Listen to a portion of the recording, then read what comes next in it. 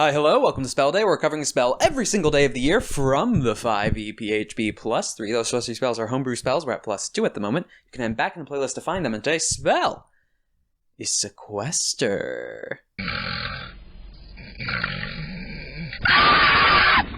Where am I?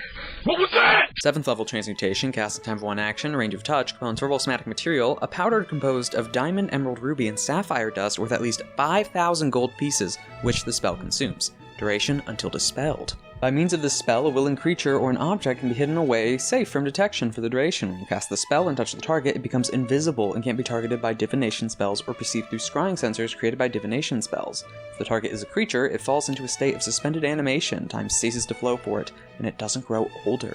You can set a condition for the spell to end early. The condition can be anything you choose, but it must occur to be visible within 1 mile of the target. Examples include after 1,000 years, or when the Tarrasque awakens. The spell also ends if the target takes any damage.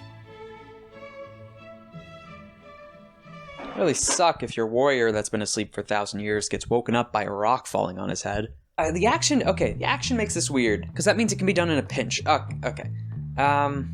Where to start with this? I guess namely this is the spell everyone pointed to when I mentioned the time capsule situation in Flesh to Stone. And I get your point. Even from that spell, I just had forgotten Sequester existed when I was talking about it that time. But here, I can see why. But I'd still argue Flesh to Stone's just a cheaper, better alternative, potentially?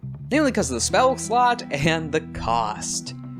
Oh, the cost. And I mean, okay, spell slot cost-wise and what this is used for, and even the examples given, this is a DM spell. The whole example from the start of, yes, a hero that's been locked away for 1,000 years, or only when this one villain returns does the chosen one come back.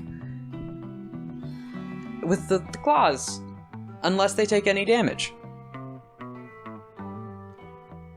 It doesn't say if they're attacked. If it said if they were attacked, I think this would work. Because sure, they're invisible, that's supposed to hide them from being hit by anything.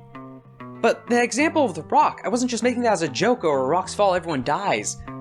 Buildings decay, buildings crumble, tombs fail, tunnels collapse. You could have someone buried or locked away in a vault so no one will physically bump into them, but then all of a sudden an earthquake occurs and they wake up buried under a mile of stone. Whereas at least with the Flesh to Stone, if you were in that situation in that crypt, if you weren't shattered, you'd still be just a statue, which could be dug up and still brought back. But I definitely get the automatic built into the spell of the coming back, because Flesh to Stone doesn't have that. Though there's another way outside of dealing damage, but that's the easiest, is you could just dispel it. But, okay.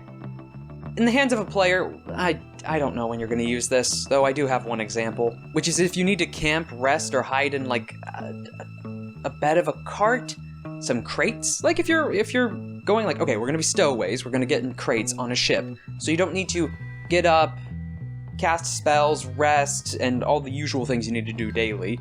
You just cast Sequester on yourself ahead of time in this crate, and you're welcome to be just carried across the world. Namely, player-wise, because this is an action, and the benefit that it makes you invisible as well. Like, you could set the trigger to be something really simple or within 8 hours. The issue is, why would you spend that much? Because the material components consumed 5,000 gold pieces worth of gem dust.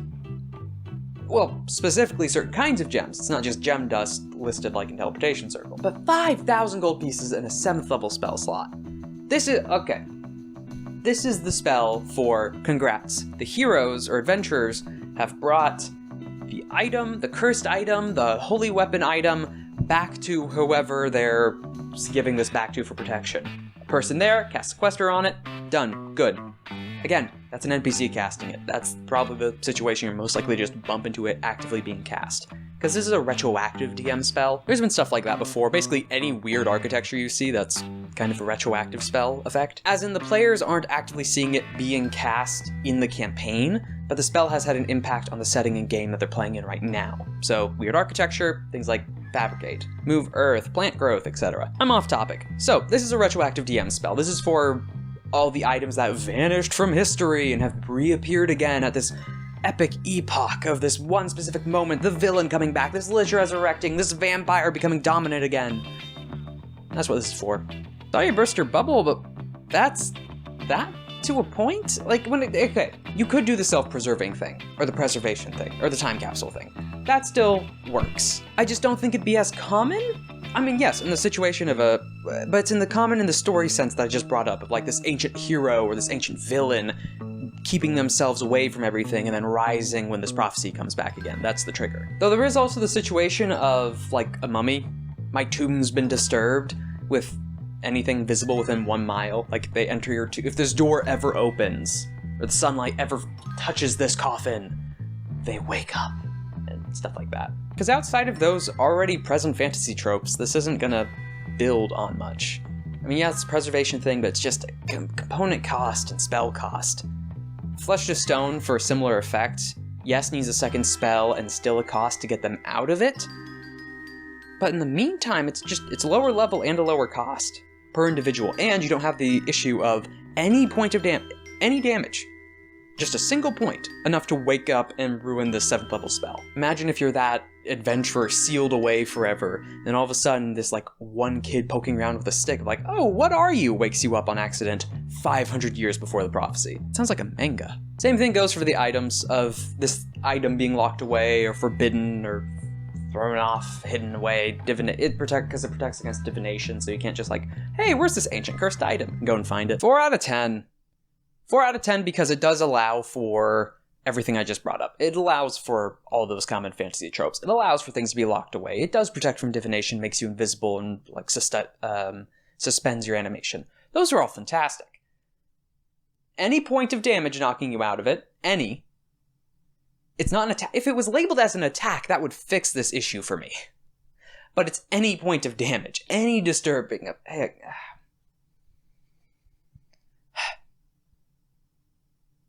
You accidentally bump into them and they fall face first. They might even take a point then. Like, it's... Anywho. It still allows for all that. That's in its benefit. Cost, spell slot, and the breaking with any point of damage. And it just... If you're ever actually going to use it... I mean, yes, the time capsule situation, but we already brought up the arguments for that, why I prefer Flesh to Stone with that. Because this is just expensive. And no, you can't use this offensively to seal someone away because that's for another spell imprisonment. This one instead is, because it has to be a willing target as well. I mean, the item doesn't have to be willing, but the person has to be willing. Oh, I just thought of something funny. Just a side bit, the rating's staying there. It's not changing the rating. But because it's an action, you can technically have let's say a player character running up to the villain with their grand magical arcane staff or cursed item. They rip it out of their hands. They already have the 5,000 gold piece, like, gem dust with them. They cast Sequester and just toss the item somewhere. It's now invisible and immune to divination somewhere in the room. Or they teleported it. Honestly, teleport would probably be better.